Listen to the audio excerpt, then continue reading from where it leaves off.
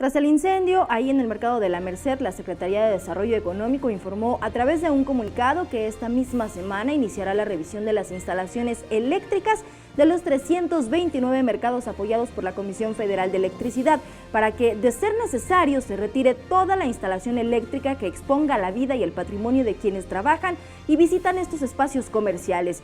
Además, anunció que por cuestiones de protección civil se reordenará el espacio público para evitar la actividad del ambulantaje. Por otra parte, las cámaras de Capital 21 conversaron con el titular de la Secretaría de Desarrollo Económico, Fatlala Acabani, para conocer a detalle los apoyos que recibirán los locatarios afectados. Escuchemos sus palabras. Bueno, nosotros vamos a iniciar un procedimiento que tenemos establecido para este tipo de casos, que es en coordinación con otras instancias del gobierno de la ciudad, específicamente con el STIFE, la Secretaría del Trabajo, un seguro de desempleo, que son alrededor de 2.600 pesos mensuales hasta por 6 meses, a todos los locatarios afectados.